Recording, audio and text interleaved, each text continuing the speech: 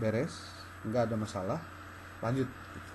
Jadi jangan punya pikiran, ah pak sesuai jeung abdi mah hayangna kumaha gitu. Sebab kalau kemudian kamu berpikiran seperti itu terus, repot lah. Sudah kelihatan ya? Ada tampilan ini, gambar kampus Karisma masa depan. Ada? Ada belum? Halo? Halo? Ada belum? Gambarnya ada nggak? Belum, Pak. Ya, ayat tuh gambarnya itu. Ada, Pak, ada. Coba direspon ayo Bapak ngomong teh ulah cara dicing wae atuh. Mas. Ada, Pak. Ada. Oke. Ini akan dibagikan. Iya, Pak. Ya. Ini akan dibagikan kalau Ada, Pak. Ya. Oke. Ada, Pak. Buku ini akan dicetak dan nanti akan dibagikan pada kalian jika nanti akan masuk pada penyusunan proposal ya. Nah, ini yang kemarin Bapak ingin sampaikan ke kelas PGMI karena kebetulan kemarin mati lampu di PAI mah aman lah, insyaallah sudah disosialisasikan. Walaupun mungkin belum memahami secara utuh, tapi ya nggak apa-apa. Oke.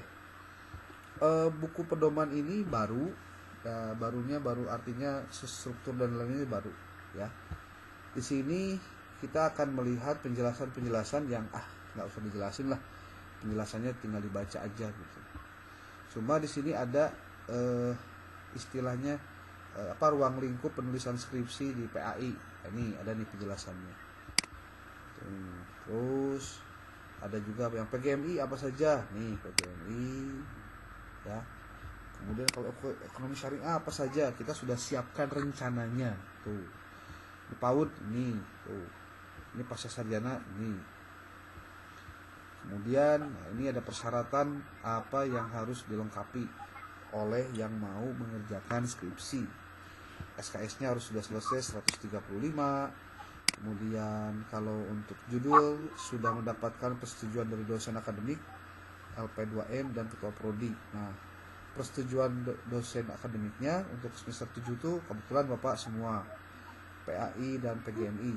Jadi kayak tanda tangan dosen akademiknya ke Bapak. Kemudian LP2M itu ku Bapak oge ngan didelegasikan ke Pak Adi dan Pak Hasan. Kemudian nanti ada pembimbing ya, ditunjuk dengan SK. Nanti ada bimbingan dan mudah-mudahan kalian bisa selesai semuanya dalam 8 semester ya. 8 semester itu artinya kalian tidak lewat dari bulan Juli. Dari bulan Juli atau Agustus.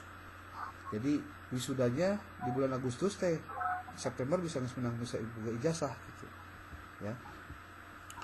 Kemudian nih ada seminar proposal, Bapak ngasih tahu dari sekarang bahwa nanti posisinya kalian akan diminta untuk menyusun PowerPoint.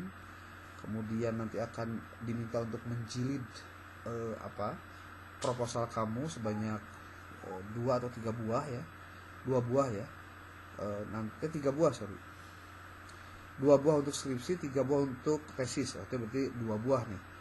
Dan itu nanti akan dijadwalkan untuk seminar proposal. Nah, kenapa harus diinformasikan dari sekarang? Biar kamu tidak kaget nanti kok ayeuna mah cenah kudu nyieun PowerPoint-nya, terus engke kudu presentasinya. Nah, itu dari mulai sekarang nih. Cara berpikir lamanya jangan dipakai karena kalian masuk pada kategori paradigma baru gitu. Karena kita punya institusi yang baru juga, maksudnya yang namanya konsep Islamic Educapreneur yang menjadi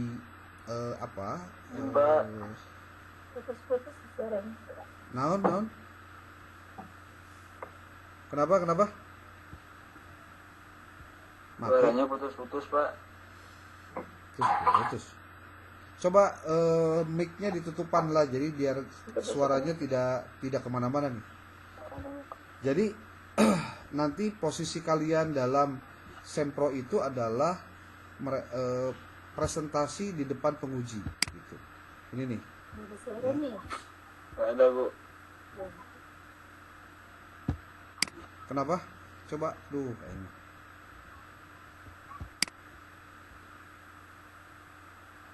Nggak ada suaranya apa?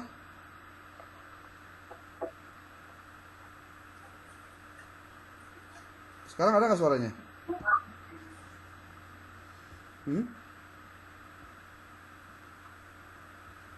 Sekarang ada suaranya? Atau tidak ada? Oh, ini nih mati nih.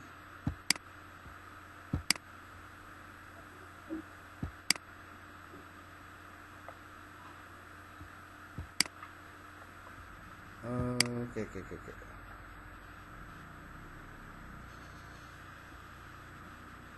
Try charging your microphone and reloading the page fixer.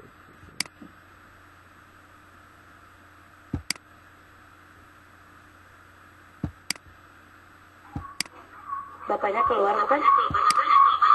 Bukan. Ini nih mic-nya nggak jalan nih. Bentar.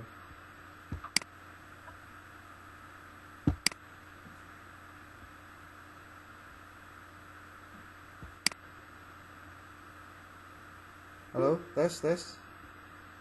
Ada nggak suaranya? Ada jelas? Halo, tes. Halo.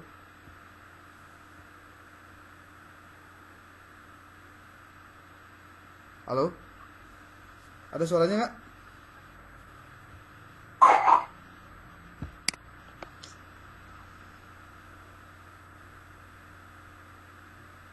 Kalau gini ada suaranya nggak? Ada, Pak. Oh, oke, Bapak ulangi lagi ya. Untuk menampilkan slide yang tadi, slide ini nih, bukan slide lah, Word ya. Jadi nanti kalian akan diminta untuk presentasi dari PPT yang dibuat. Jadi dari mulai sekarang selain Word-nya, tapi juga dibuat PPT-nya ya. Oke. Kemudian nanti proposal yang sudah diperbaiki dijilid dan diserahkan kepada sekretaris prodi sebanyak 1 rangkap untuk diajukan ke dosen pembimbing penelitian. Mahasiswa nanti akan diperbolehkan untuk mengajukan dosen pembimbing maksimal 3 orang pembimbing. Nah, keputusan nanti akan ditentukan oleh prodi sendiri, dilihat dari keahlian si dosen tersebut dalam penguasaan materi ataupun juga metodologi penelitian. Nanti mahasiswa akan menerima SK dosen pembimbing dari Kaprodi gitu. Jadi ini bagian dari materi bimbingan skripsi sebetulnya ya. Oke. Kalau ini mah teknis ya. Metodologi penelitian minimal lulus dengan minimal B. Nah, kalau lulus minimal B berarti kamu boleh ikutan seminar proposal. Lamun henteu berarti ya kamu harus lamun C contohnya ya C mah wayahna we berarti kudu ngulang. Mau tidak mau. Atau kamu tuh bisa ngiluan seminar proposal karena syaratnya ditentukan nilainya minimalnya B gitu ya. Kemudian sudah menempuh mata kuliah statistik, itu pastilah karena masa mau penelitian kuantitatif ataupun kuantitatif terutama tapi belum melewati mata kuliah statistik gitu ya. Oke. Kita lewati dulu tentang persoalan sebut nanti wisuda dan lain sebagainya. Kita mau fokus pada materi tentang ini nih, penelitian kuantitatif dan kualitatif yang sudah ditentukan judulnya oleh masing-masing kalian punya judul yang sudah ditetapkan gitu. Nah, sekarang kita bicara tentang apa saja isi proposal teh. Nah, mohon untuk teman-teman di PGMI kemarin Bapak sudah menyampaikan langsung dan sudah menuliskan naon wae kan ya, karena ditulis langsung. Ini hanya menyampaikan saja bahwa yang namanya skripsi itu proposal skripsi itu nanti dibagi 3. Ini buat PAI juga sudah disampaikan ya. Ada bagian awal, ada bagian inti, dan ada bagian akhir atau penutup. Bagian akhir proposal itu ada 2, ada daftar pustaka dengan lampiran. Nah, nanti kalian pada saat menyajikan proposal, dipastikan lampirannya harus ada. Apa saja lampiran yang harus ada itu? 1, ada yang disebut dengan kisi-kisi penelitian. 2, itu adalah lembar untuk instrumen wawancara. Wawancara ke siapa saja? Ya, mungkin ya, tergantung judulnya, tapi kepala sekolah, guru, kemudian siswa, ataupun orang tua murid. Itu bisa jadi bahan untuk wawancara. Dan itu pasti akan beda-beda tuh si instrumennya. Ya. Nah, struktur bagian awal itu ada cover, ada halaman judul, ada halaman persetujuan, dan ada daftar isi, serta ada daftar tabel dan daftar gambar dan daftar lampiran. Itu jika ada. Untuk bagian inti ini ada bagian latar belakang penelitian, kemudian ada batasan penelitian, ada rumusan masalah, ada tujuan penelitian, ada manfaat penelitian, ada penelitian terdahulu, ada kerangka berpikir, hipotesis, dan metode penelitian. Kemudian metode penelitian itu anakan, anak mate, ayah, pendekatan dan jenis penelitian, jenis dan sumber data, populasi dan sampel, instrumen penelitian, teknik pengumpulan data, teknik analisis data, dan tempat dan waktu penelitian. Buat yang kemarin tidak hadir hari Minggu di kelas PAI, tolong catat baik-baik nih, karena ini akan menjadi catatan untuk kalian buat dalam bentuk nanti tulisan. Ini pengembangannya. Kemudian bagian akhir proposal penelitian kuantitatif itu ada daftar pustaka dengan lampiran. Nah, Bapak juga mengingatkan nih pada semua. Halo, yang bocor tolong dikeluarin ininya matiin. Yang paling penting dari semua yang disampaikan itu adalah bahwa kamu harus menelaah artikel dan penelitian yang lain minimal 20 buah per artikel, dan artikelnya 20 buah, skripsinya 20 buah. Sesuaikan materinya dengan materi yang terdapat di dalam judul kalian. Tentu judul yang revisi tentunya. Ya. Dalam rangka apa? Untuk mencari research gap dan novelty tentang tema yang akan diusung itu. Itu dilakukan sebelum nulis, Kade. Ya, sebelum nulisnya kudu mempersiapkan diri referensinya, menyiapkan dulu kerangka outline-nya gitu. Tong ujug-ujug jeger tapi riweuh gitu. Ya. Ini adalah untuk kuantitatif. Sementara untuk kualitatif nanti ada di halaman berikutnya, khusus sound nih. Kalau kita lihat di navigation pane di sini, ini ada di sini nih. Tesis kualitatif. Nah, kualitatif ini nih. Cover awal, cover proposal yang awalnya itu, kemudian halaman judul, halaman persetujuan pembimbing, daftar isi, daftar tabel, tambah dan seterusnya. Kalian boleh cek nanti di daftar pustaka dan lain-lainnya. Di bawahnya ini ada penjelasan contoh-contohnya. Jadi nanti ketika kamu mengajukan proposal judul, judul untuk di proposal kamu harus menuliskan ini. Ada formulir pengajuan judul skripsi atau tesis. Kamu nanti pilih salah satu saja, nama, tulis, NIM, prodi. Bermaksud mengajukan tema atau judul skripsi dengan pokok permasalahan sebagai berikut. Tulis masalahnya di sini. Diketik masalahnya apa, topik penelitiannya jadinya apa, masalah penelitiannya apa, solusinya apa.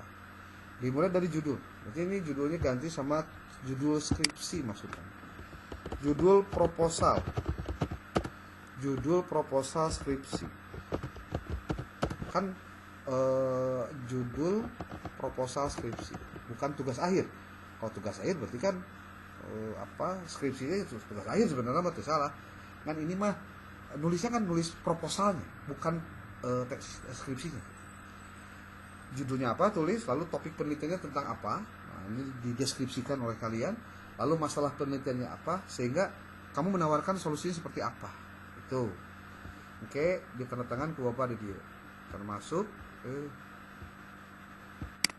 Termasuk ini kaprodinya nanti tergantung PAI atau PGMI.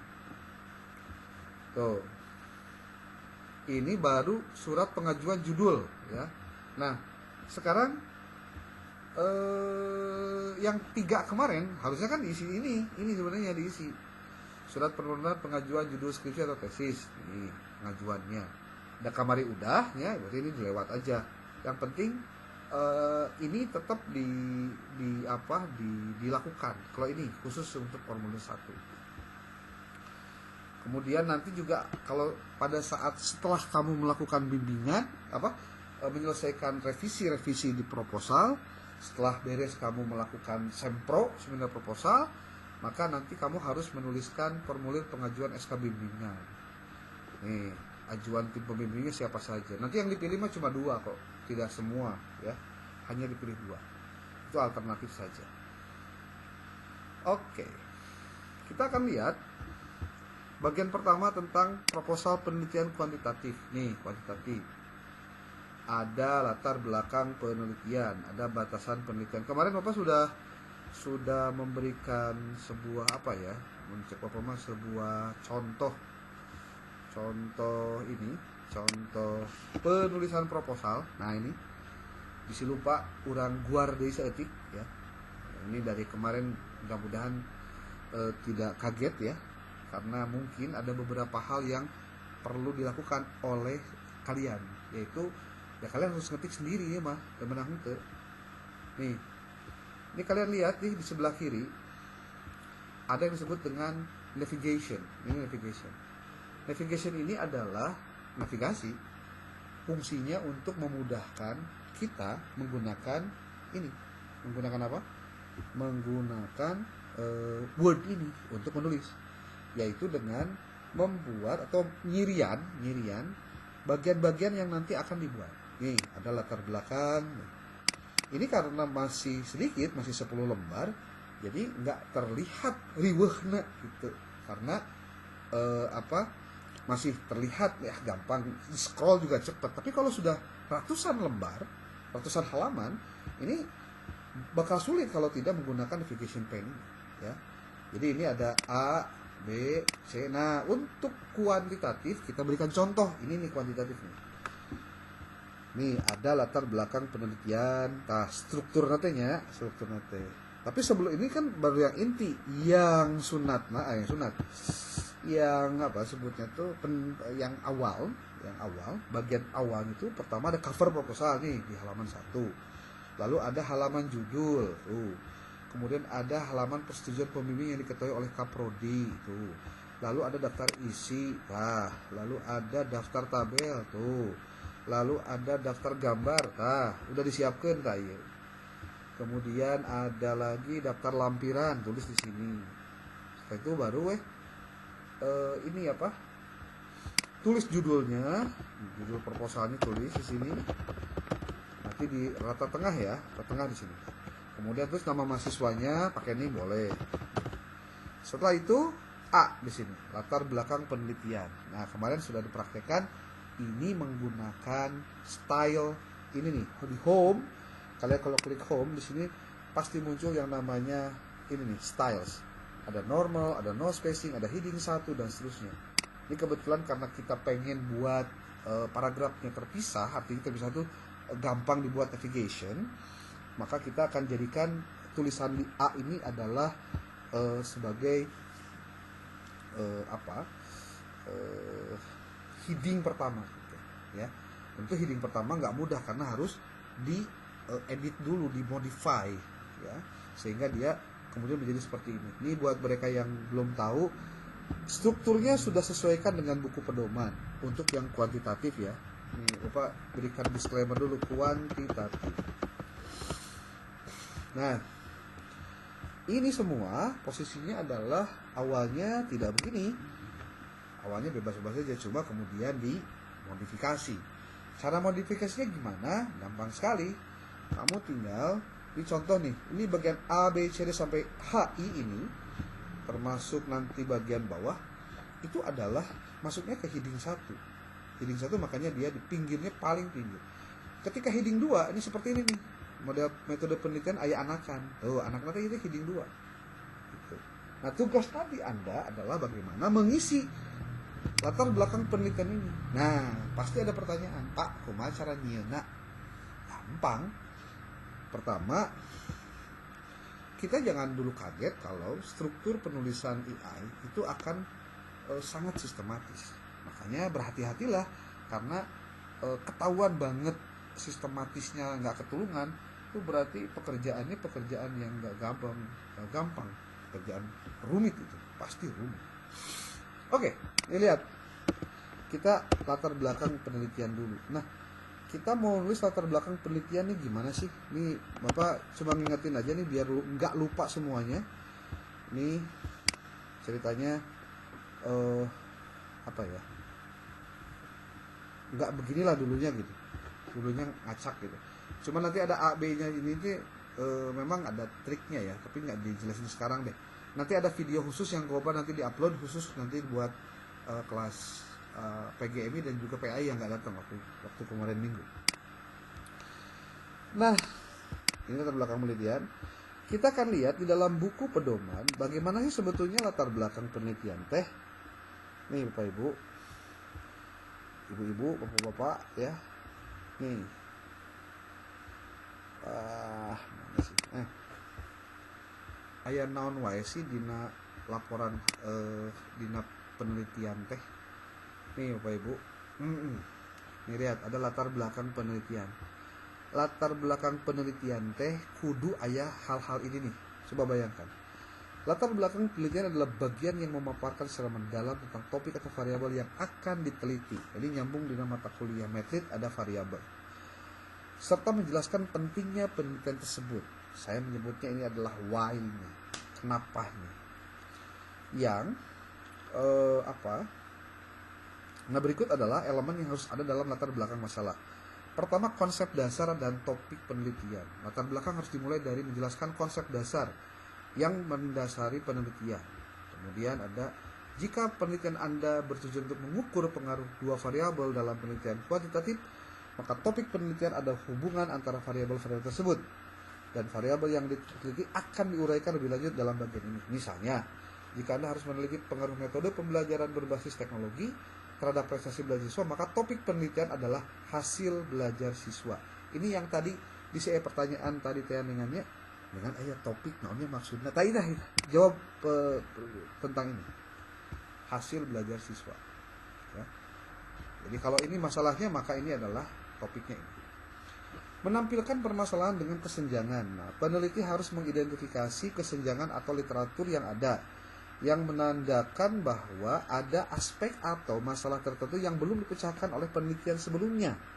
Nah, ini bisa berupa kekurangan dalam metodologi yang digunakan, atau aspek yang belum diteliti secara mendalam, atau perkembangan baru dalam topik tersebut yang belum ditangani oleh studi sebelumnya. Nah, kesenjangan inilah yang menunjukkan perlunya penelitian yang baru untuk mengisi kekosongan tersebut. Gitu. Kemudian itu ada data pendukung. Data mendukung ini harusnya C, ini bukan ya benar C. Ini data yang mendukung, ini C.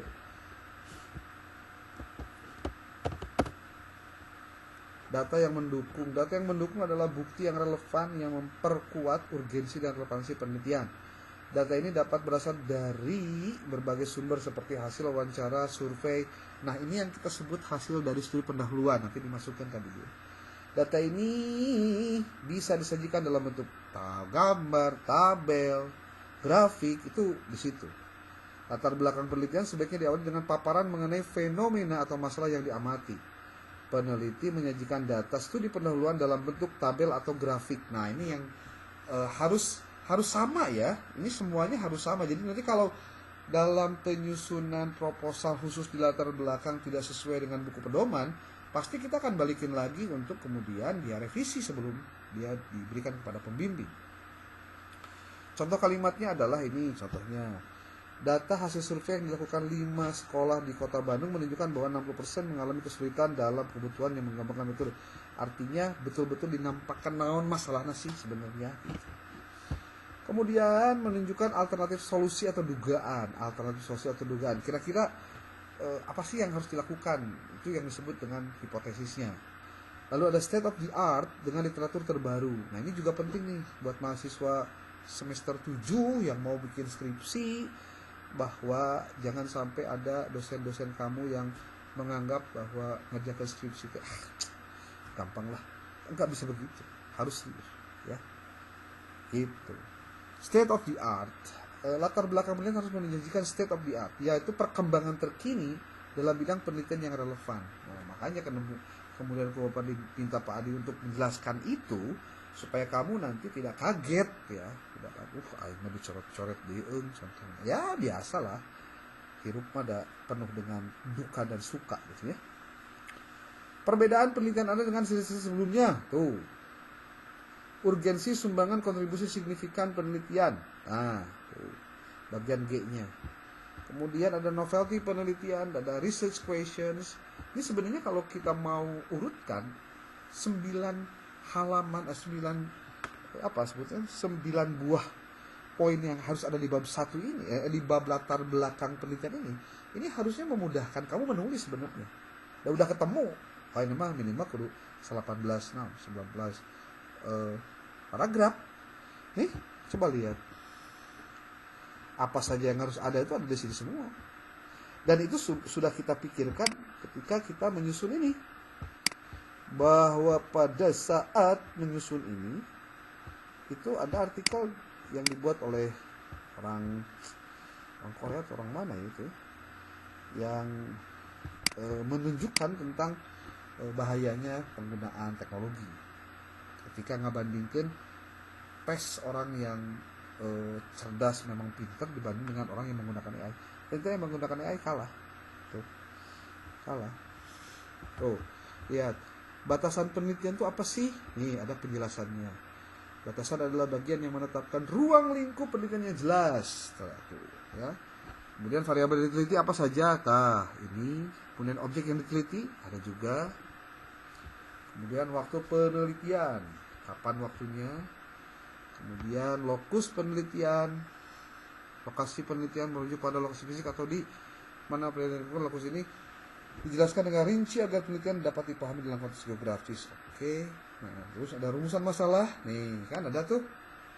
Tadi proposal ada rumus masalah. Nah, ini rumusan masalah kita. Kemudian ada tujuan penelitian, ada manfaat penelitian. Ingat, manfaat penelitian itu hanya ada 2 nih. Ada manfaat teoretis dan ada manfaat praktis. Sini sudah disebutkan nih. Jadi jangan keluar dari pedomannya. Lalu hasil penelitian terdahulu ada juga disebutkan menjamin keaslian penelitian, menunjukkan perbedaan dan persamaan, membantu menemukan rujukan relevan. Tuh. Kemudian ada kerangka berpikir. Tuh. Kerangka berpikir dipisahkan ya, karena ini proposal itu khusus menjadi bagian khusus. Kerangka berpikir. Kemudian ada hipotesis. Kalau penelitiannya kuantitatif pasti ada hipotesis. Lalu selesai. Nah, Pak, kan hari kualitatif dan kuantitatif kalau proposal kudunya metode penelitian gimana Pak? Ya tinggal buka metode penelitian di bagian C-nya. Nih, metode penelitian. Di sini ada bagian ini menjelaskan pendekatan dan jenis. Ini jenis dan sumber data. Populasi dan sampel tuh. Ya, instrumen penelitiannya apa saja, teknik pengumpulan datanya apa, teknik analisis datanya menggunakan apa, lokasi dan waktu penelitian tuh. Jadi kalau ingin tahu naon wae kudu aya dina bikin latar belakang penelitian, di mananya penjelasan anak ternyata ada di sini ya. Termasuk penulisannya kan udah tuh. Gitu. Diklikkan seketika. Bab 4. Iya kayak lamun skripsinya beres lah ya. Eta teh komponen-komponen yang harus ada di dalam sebuah proposal. Saya balik lagi ke sini. Anda semua coba lihat, ini adalah outline dari proposal kuantitatif. Karena di sini ada hipotesisnya. Kalau kualitatif tinggal ganti aja, gampang. Tuh, jadi arinyeun sebetulnya proposal mah itu tidak ada babnya, tapi langsung saja. Nih, dari mulai nyeun cover. Kemudian kedua, nah apa tuh pakai keterangan atau supaya riweuh bisa. Ini lihat nih, home, kemudian heading 1 deh, ada cover proposal. Nah, yang kedua halaman judul, coba kita klik home, lalu masuk ke heading 1. Tuh, kayak di sini. Kemudian ini halaman persetujuan, kita home, kita heading 1, kemudian ke bawah ada daftar isi. Ini dia daftar isi, lalu klik heading 1 juga. Sebelum nanti kalau mau ditengahin gampang kok, tinggal Ctrl E pasti ke tengah ya. Kemudian ada daftar tabel, ini juga sama pakai SIM 1. Kok SIM? Pakai heading 1 sebenarnya. Kemudian ada lagi tabel. Ini kok kan dia? Adalah daftar gambar. Nah, ini gambar itu gede ya. Kita masuk ke bareng home, klik heading 1, masuk lagi daftar lampiran. Di sini home, heading 1. Terus saja. Dia tidak akan publik jeung betul. Nah, judul. Ya perlu ingat naon teh? Strukturna. Gitu. Ketika bikin pembacaran, gampang. Oke, eta mah pertemuan kedua. Kita akan mulai dari bagaimana cara membuat latar belakang menggunakan AI plus menggunakan ini apa sebut itu referensi-referensi ada, apa yang harus dikutip dan seterusnya itu ada semua, ya, gitu. Nah, kenapa ini disampaikan sepertinya mengulang khusus buat PAI ya, kayak ngulang gitu, ya karena memang yang kemarin sajikan juga yang tidak hadir kan juga tidak semua. Dan mungkin dalam pikiran kalian atuh Pak eta we kirimkeun ke abdi keur jadi bahan. Nah, mana mikir atuh. Ya, bikin sendiri. Oke. Itu materi kita di hari ini. Nanti pertemuan kita di pertemuan kedua itu adalah kita akan sampaikan tentang bagaimana step by step menulis latar belakang masalah. Yang penting satu, kamu punya data dulu tentang lokasinya. Nama kepala sekolahnya siapa, guru PI-nya ada berapa, bikin tabel untuk apa? Tabel kebutuhan guru apakah cukup atau tidak. Untuk menunjukkan masalah juga sama begitu. Ya. Jadi intinya menulis proposal itu harus tahu apa kriterianya, apa alasannya, alasannya, sehingga harus ada ini, harus ada itu. Dan jangan lupa harus mencantumkan ayat Al-Quran dan hadis sebagai pedoman pembeda juga antara skripsi kamu dengan skripsi orang lain. Itu. Dari mulai sekarang coba cek kira-kira ayat Al-Quran apa yang relevan dengan judul kamu. Dari mulai sekarang cek. Sehingga nanti ketika menyusun proposal, kamu sudah menyiapkan apa penjelasan para mufasir terkait dengan hadis atau ayat Quran tersebut, sehingga nanti dia tidak hanya ditampilkan ditempel doang tapi tanpa penjelasan, itu clear. Jadi harus ditempel tuh bareng harus dijelaskan gitu ya. Ayat Qurannya carilah 1 atau 2 buah, hadisnya juga sama, yang itu menjadi bagian dari landasan teologis. Landasan teologis. Jadi bukan sembarangan mencantumkan ayat Quran dan hadis kan. Makanya nanti ayat Quran dan hadis yang kamu kuasai itu bisa jadi pertanyaan untuk penguji. Contoh, coba bacakan Bu, coba bacakan ayat Quran di halaman sekian tuh, bab 1. Coba terjemahkan, coba jelaskan maksudnya naon. Terus naon hubungan anak ayat itu jeung judul kamu. Itu pasti kadinya ayat itu. Ulah kieu menampilkan ayat Quran, namun tidak ada hubungannya dengan tema skripsi. Ngapain? Keliru itu. Kamu tema, nah iya kejadiannya. Der teh nulis nanti mah, teu make sakal, teu make harokat. Gundul kan? Coba baca eta. Duh Pak teu tiasa macana. Ai mana eta kunaon make nulis harokatan atuh. Berarti kamu bisa kan? Henteu Pak, kahilapan teu harokatan. Nah, sok nama harokatan, bacakeun kumaha carana. Tapi ka maca Imriti oge jadi Umaryato kan riweuh. Nah, kejadian siga kitu kan ya ulah lah gitu, maksudnya jangan sampai ada satu teks yang tidak ada sakalnya, itu hati-hati ya. Termasuk ada penjelasan dari tafsir tentang maksud ayat itu dan bagaimana merelevansikan dengan topik penelitian yang sedang dikaji, gitu ya. Oke. Sesi kita akan batasi. Jadi bapak mah pernah lila-lila kalau mau zoom anu kira-kira penting seperti ini, sebentar saja tapi ada maknanya. Tugas kamu adalah dari mulai sekarang siapkan 20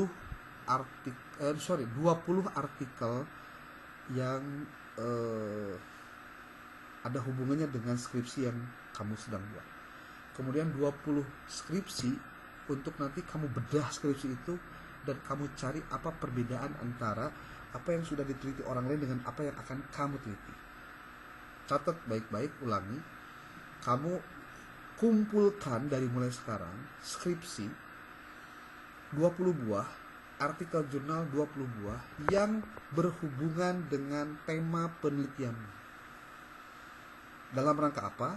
Itu dalam rangka dibuat istilahnya ada istilah menyusun tabel anotasi. Nanti tabelnya akan Bapak kirim ke PJ, nanti diasupkan kadinya, sehingga nanti kamu akan bisa membuat pernyataan bahwa riset saya, penelitian saya, sesuatu yang belum pernah dilakukan sebelumnya.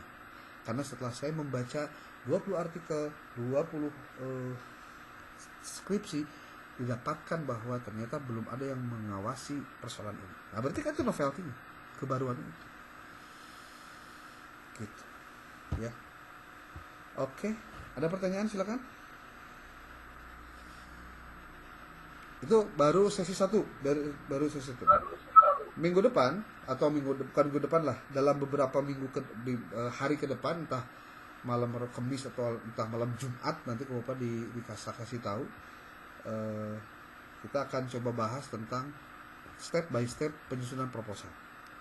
Tugas kamu mah hasil dari studi pendahuluan, apa yang kamu dapatkan itulah yang nanti akan diolah untuk dijadikan sebagai bahan penyusunan latar belakang penelitian. Gitu. Oke, tolong ditulis oleh PJ yang tidak hadir hari ini di grup, yang tidak hadir saja. Sok, Kubai, Ratu, sama siapa? Nurul ada nggak?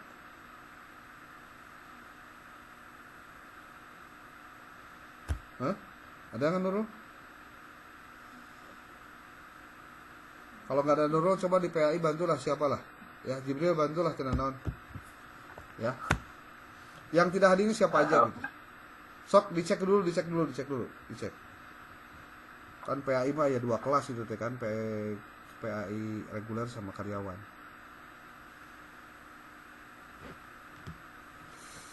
Oke. Kita stop dulu.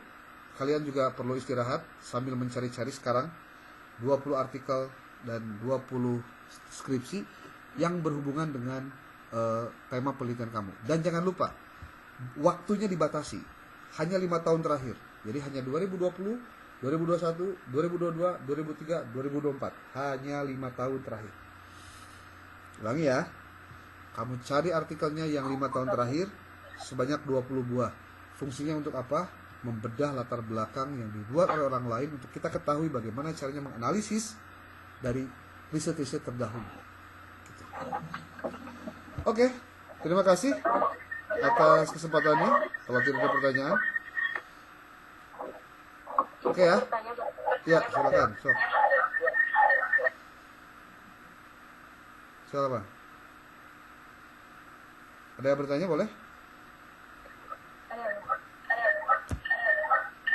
Coba itu ada 2 device itu biasanya masukin, matiin 1 coba. Untuk yang skripsi 20 sama artikel 20 itu, misalnya kan kita tentang hasil belajar topiknya. Iya. Berarti X sama Y-nya kan nanti beda. Bisa nggak kalau misalnya di skripsi itu hanya memuat tentang hasil belajarnya aja, tapi misalnya di X-nya itu di skripsi lain gitu, yang ada X-nya yang kita ambil. Boleh, nggak apa-apa. Tidak perlu harus persis sama gitu nya jeung judul orang gitu. Tapi lihatlah mana yang menjadi topiknya gitu. Makanya kalau di penelitian kuantitatif lihat Y-nya. Halo. Jadi lihat Y-nya. Y-nya itu apa? Ya faktor Y-nya gitu. Kemudian yang kedua, pastikan juga kamu tidak mengamati, kecuali benar-benar diamatinya si naskah nate mana tesis, mana skripsi, mana artikel jurnal gitu. Dibedakan, maksudnya dibedakan. Komponennya silahkan saja yang diteliti, yang penting topiknya yang diambil. Tapi jangan lupa, kalau misalkan kamu hasil belajar contohnya, itu hasil belajar di mana? Di MI. Berarti kalau hasil belajarnya kamu ambil dari pelajaran PAI SMA, berarti nggak nyambung tuh, gitu maksudnya. Jadi harus yang selevel, kadek. Cari yang satu level, tidak boleh yang beda level. Contoh, kamu penelitiannya MI, tapi kamu mencari prioritasnya di SMA gitu. Itu tuh ngaco tuh, salah tuh. Walaupun sama-sama mempelajari tentang matematika, contoh kamu ingin mengkaji tentang pembelajaran matematika di MI. Pas gitu kebenaran aya riset matematika di SMA bisa dipakai gitu. Nyanta tuh. Kenapa? Karena materi PAI materi matematika di MI dengan matematika di SMA ya beda gitu maksudnya. Jadi kudu salevel jeung temanya sama. Paham tuh? Salevel. Supaya apple to apple gitu, ngabandingkeun teh genah gitu. Ya. Oke. Ayeuna mah tugasna sok tayangan 20 artikel skripsi, 20 skripsi dan 20 artikel jurnal yang berhubungan dengan penelitian kamu. Terutama faktor Y-nya. Ya. 5 tahun terakhir kan dari mulai 2020. Jadi lamun 2018 tadi dihitung. 2020, 2021, 2022, 2023, 2024. 2025 tong waka dihitung. Karena 2025 na can beak gitu. Oke, lamun beak kakarek bisa dihitung. Oke, itu saja untuk hari ini. Terima kasih yang sudah hadir. Semoga bermanfaat. Persiapan saja. Semua yang dilakukan adalah dalam rangka mempercepat proses kamu selesai kuliah. Kecuali lamun kamu hayang jadi donatur tetap STI Karisma. Heg, lila ge di kampus tina naon. Ngan bayar we tuluy-tuluy ya. Pokoknya nu tara kuliah, nu teu ieu berarti dia harus jadi donatur tetap STI Karisma. Akan diberi SK menjadi donatur tetap STI Karisma. Lamun anu mung beres tahun ayeuna. Oke, terima kasih. Billahi taufiq wal hidayah. Assalamualaikum warahmatullahi wabarakatuh.